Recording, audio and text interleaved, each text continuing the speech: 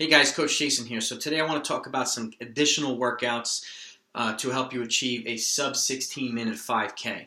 In the description down below, you'll see a detailed training program for a sub 16 minute 5K broken down day by day, week by week with runs and workouts and everything for a 12-week period. So if you happen to be a coach and you have some athletes who, that's kind of the next step for them, take a look at that video, watch it in its entirety. Don't miss anything by only watching the first minute or last minute, and then watch this video as well, obviously, because not only will you have a detailed training plan with everything laid out accordingly, but you'll have additional options as well. And even if you're a coach, this can serve as just give you some different insights. And I have used these workouts to get runners under 16 minutes for the 5K. And my next video will be additional workouts for a sub 15 minute 5K, and which will be joined with this sub 15 minute detailed training program. I already have up sub 18 minute plus workouts, sub 17 minute plus workouts. So if you happen to be a runner or a coach, please click the subscribe button and click the bell next to the subscribe button. So not only do you have access to my other training videos already, but you have you'll know when the next ones come out, and I post 1 or 2 every week. If you're looking for training programs for a marathon, I got them out already. Sub 4 hours, sub 3:30, sub 3 hours, sub 2:30. Detailed, day by day, week by week for 16 weeks. I have sub 2 hours, sub 145, sub 130, sub 115 half marathon training programs, all on the channel as well. I've got sub 18, 17, 16, 15, 5K, and I also have sub 40 minutes, sub 35 minutes, sub 30 minute 10-kilometer training. Every program is detailed by the week, by the day. And you'll see a periodization and progression along the way. Everything's laid out appropriately, and it's explained from beginning to end. If you also want workouts on the proper stretching routine that's running specific, please click the subscribe button. You have it on there as well. If you want some tips on how to train in the extreme weathers, you got that on there as well. The proper warm-up routine, you got that on there as well. Sequence is important in the warm-up routine. As well as a whole bunch of other workouts. If you want to know how to kind of progress from one thing to the next, I have a video called the 1 mile time trial, which determines your current abilities for 3K and 5K plus your 800 and 400. And then I have a video that complements it and how to set the right training paces based on your time trial or a race of a different distance as well, to guarantee or to assure that your training or your athletes are training in the appropriate training range. The last thing you want to do is have people training way above their head trying to keep with the next people in hopes of them catching up. It doesn't work like that. Okay, it's very important that you or your athletes are training at the appropriate training ranges, no matter when you're at. Every now and then you'll see somebody make huge jumps, but that's more of an irregularity. That's not the norm. So training at the right training paces is very, very important. So keep an eye out. Take a look at that video as well. So here's some additional workouts for a sub 16 minute 5K.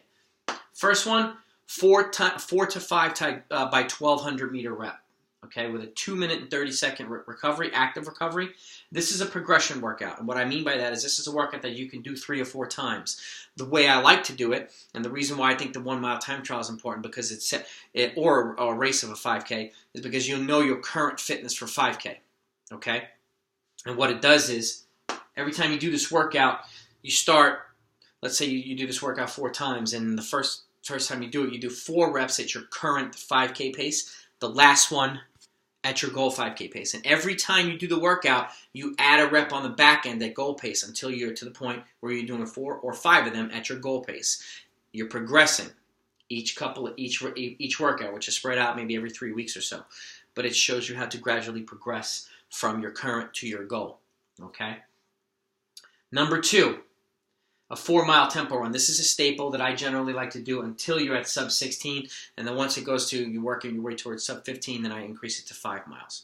Okay, 4 mile tempo run, also repeatable workout, maybe every 3 weeks or so. This is a workout that I like to do at least 3 times in a 12-week training cycle. Okay, and because I like to add a speed component on the back end. And let me show you how I do it.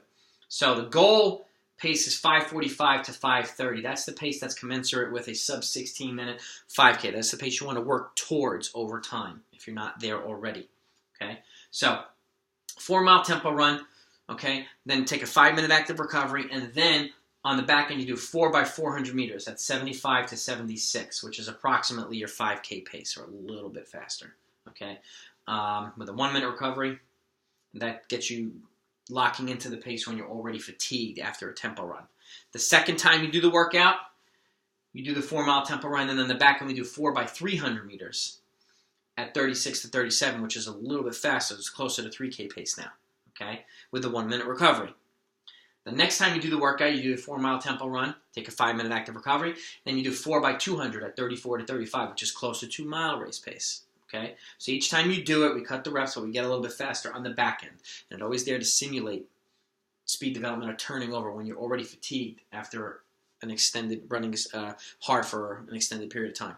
Okay, workout number 3, broken down into pieces: 1.5 mile a segment with a 5-minute recovery at your goal pace, which is 7:40 to 7:38. Okay, about 5K pace.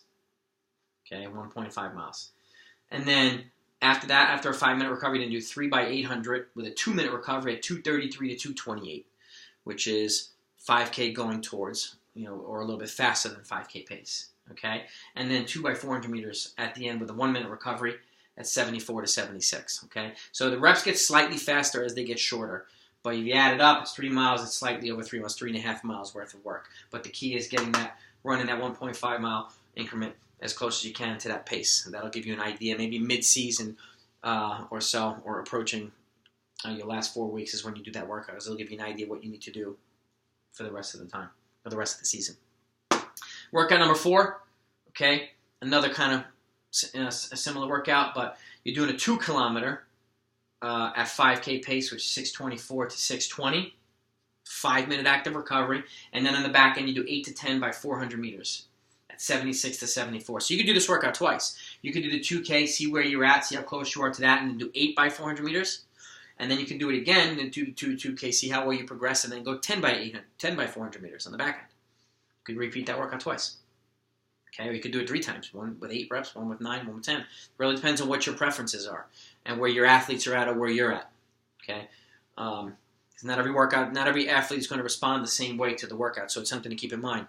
Where there's a meat and potatoes component for everybody, meaning most people do the generally the same stuff, but there's an individualized component to training as well, where people have individual needs that need to be addressed. So some people might need this workout then, and some people might need that or this. It really depends, and that's where you have to coach with your eyes and not only with your stopwatch and your notes. Okay, so that said, one more workout, number 5. 6 to 7 by threshold 1,000 meter increments with a 60-second recovery. So we're slowing things down so you can get faster. Okay, and in this case, it's 3:26 to 3:22 per mile. Okay, so it's you're essentially running between 5:20 and 5:30 pace. Okay, which is slightly faster than your tempo run, but slower than your race pace. Okay, this is a non-invasive way of training and allows you to do more volume than the race distance. Okay, while recovering appropriately at the same time. This is also a great workout to do the week of a race.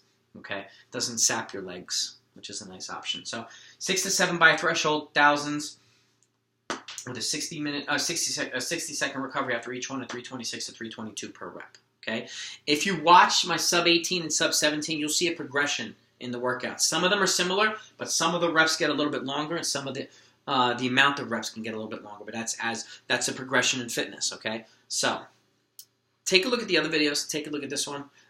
Let me know what you think. And if you like this, please click the like button. If you're a coach or a runner who wants to learn more, please click the subscribe button. Okay, I'm a 20-plus year former competitive runner and a coach of the past 20 years. I'm also a USATF certified track and field coach and a Wharton certified musculoskeletal and flexibility therapist. So not only is helping you run faster important, but keeping you healthy is important as well. Doing the right things along the way can help you get there.